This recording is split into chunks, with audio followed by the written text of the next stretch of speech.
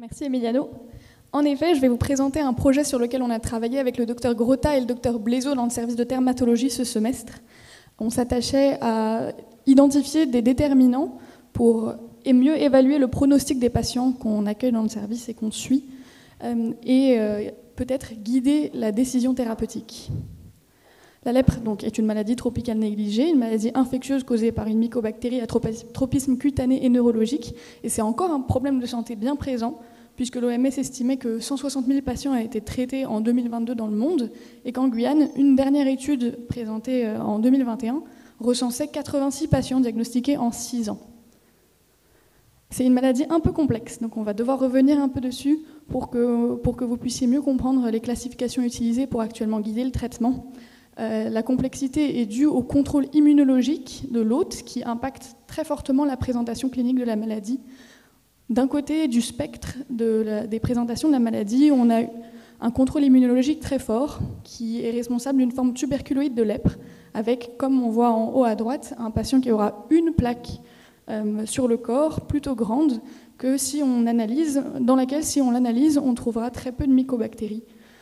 La réaction immunitaire qu'on peut constater à l'histologie s'organise sous la forme de granulomes qui sont efficaces pour contrôler l'inflammation. De l'autre côté du spectre, on a la forme lépromateuse dans laquelle le contrôle immunologique est faible et le patient présentera de nombreuses lésions qui sont généralement petites et disséminées sur le corps, parfois avec une vraie infiltration cutanée. Et la charge bacillaire du patient est très élevée avec de très nombreux barres dans les lésions. Et à l'histologie, on voit une anergie du système immunitaire. Les barres sont documentées soit sur les biopsies de la lésion, soit sur le suc dermique, soit sur le frottis nasal. Voilà un exemple de biopsie réalisée chez un patient porteur d'une lèpre. Là, c'est une forme multibacillaire. On voit sur le faible grossissement à gauche que l'inflammation est répartie sur une topographie périvasculaire, périnerveuse et périannexiale, ce qui est typique dans la lèpre. À droite, sur un plus fort grossissement, on voit les granulomes. Un plus fort grossissement encore, on est à x100, il me semble, des cellules géantes multinucléées, des cellules de Virchow qui sont des histiocytes. Et en bas, avec la coloration de Ziehl-Neelsen, on voit quelques barres au sein des granulomes. Donc, on peut identifier pas mal d'éléments histologiques sur une biopsie d'un patient porteur d'une lèpre. Voilà un résumé de différentes classifications utilisées pour mieux déterminer la forme que portent nos patients porteurs de lèpre. Il y en a plusieurs. Les deux qui sont les plus importantes à comprendre sont la première classification en haut, celle de Ridley-Joplin, qui est physiopathologique, qui classe les patients sur le spectre que je vous ai présenté, de tuberculoïde à lépromateux, en passant par la forme borderline. Et après, il y a des classifications intermédiaires, donc on en a 5 au total. Celle-là, c'est vraiment une classification pour comprendre la maladie, avec tous les éléments qu'on a à disposition. Ensuite, il y a la classification de l'OMS qui est opérationnelle, qui permet de décider le traitement, qui classe les patients en 2 catégories. En 1996, il a été décidé par l'OMS de la simplifier à l'extrême en utilisant seulement un critère clinique. Je vous ai montré tout à l'heure que la lèpre tuberculoïde souvent a très peu de lésions. Et donc l'OMS a décidé que quand on avait moins de 5 lésions, on allait dire que la forme de la lèpre était paucibacillaire. Et quand on avait plus de 5, on était multibacillaire. C'est donc un abus de langage parce que ça se base uniquement sur le nombre de lésions. En 2018, la classification a été complétée avec l'ajout du critère de absence ou présence de barres au prélèvement histologique ou microbiologique. C'est-à-dire que depuis 2018, si on voit un bar au prélèvement, on passe dans la catégorie multibacillaire. Mais c'est plutôt la classification 96, uniquement clinique, qui est utilisée en pratique. Les patients avec une forme de lèpre paucibacillaire sont traités 6 mois par trithérapie, et ceux avec une forme multibacillaire sont traités 1 an. Donc c'est fondamental de faire la distinction entre les deux formes. L'objectif de notre étude était fondé sur le fait que le traitement de la lèpre actuellement en 2024 reste difficile avec une proportion d'échecs thérapeutiques et de récidives estimée à 24% dans un centre brésilien du centre du Brésil en 2022. Ce qui est important, notamment au vu de la morbidité liée à cette maladie et du fait que c'est une infection transmissible pour laquelle il faut réduire la chaîne de transmission.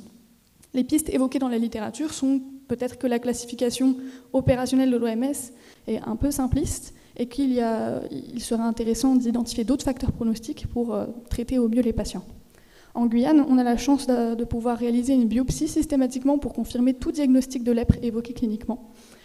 qui permet de recueillir les éléments histologiques dont je vous ai parlé précédemment et de déterminer un index bacillaire en comptant le nombre de barres visibles par champ de microscopie et sur les biopsies. Donc on établit les classifications Ridley-Joplin, donc tuberculoïdes, borderline, lépromateux, le type OMS, et on peut faire également une classification purement histologique de tuberculoïdes alipromateux en aveugle des données cliniques. Elle nous est donc rendue quand on fait une biopsie. C'est-à-dire qu'on peut avoir un patient qui est classé cliniquement tuberculoïde, mais la biopsie dira borderline tuberculoïde, et jusqu'à ce jour, on ne pouvait pas savoir quelle était la classification la plus appropriée pour guider le traitement.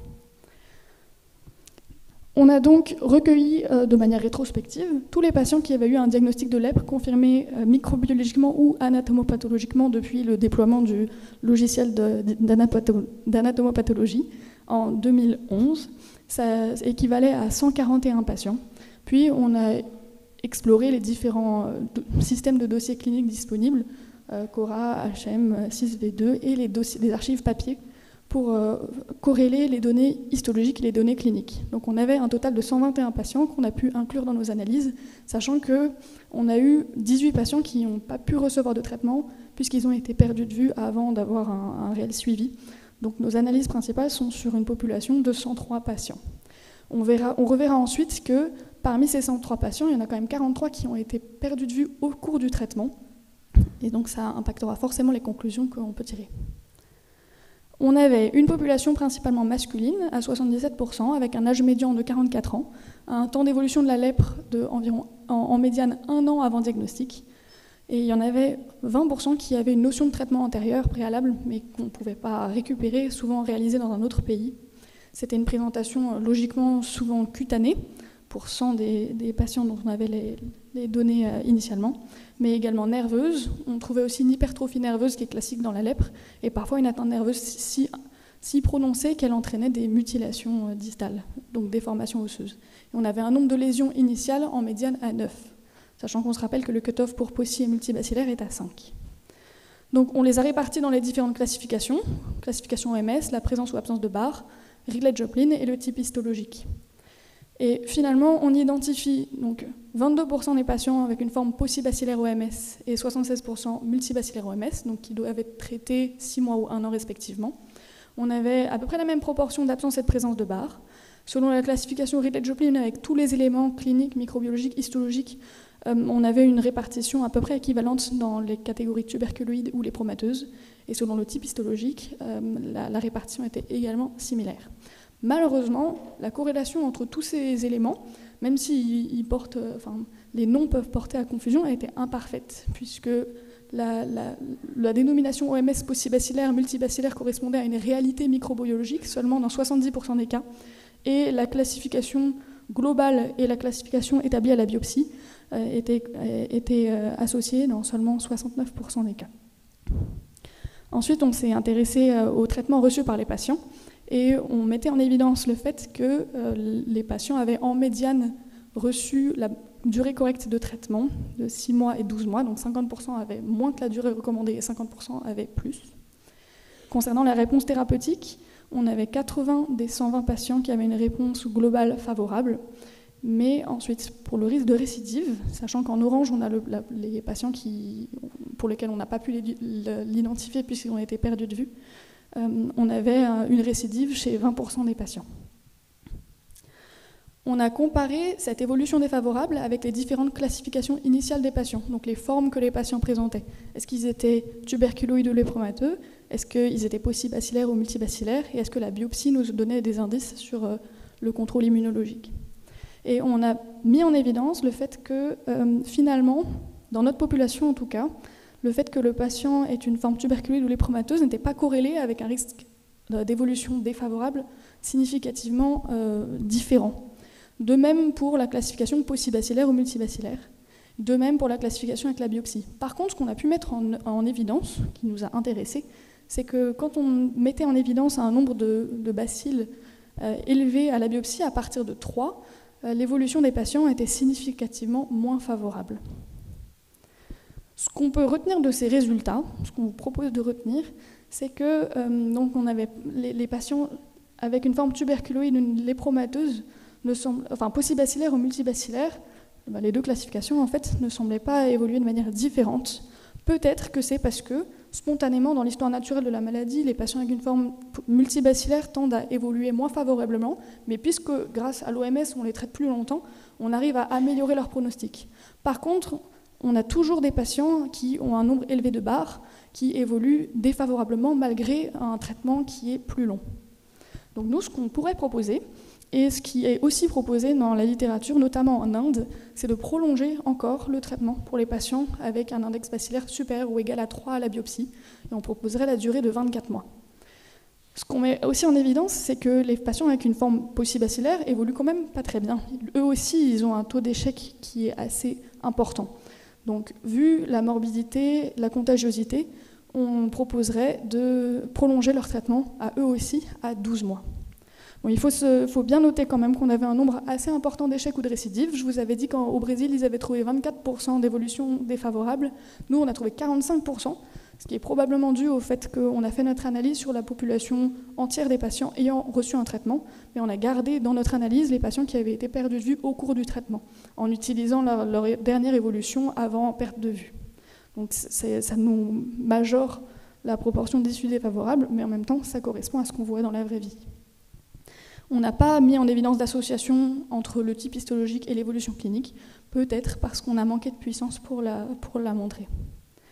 On a pu accéder à tous les dossiers des patients porteurs de lèpre sur le territoire, grâce à la centralisation de la prise en soins, puisqu'ils sont tous pris en charge par l'équipe de dermatologie, au CHC ou au sein des dispensaires. Donc, et on avait accès à la majorité des dossiers. On en avait quand même qui manquaient, c'était quand même 14% des dossiers. Donc on a perdu quelques données et on avait donc cette grande proportion de rupture de suivi de traitement.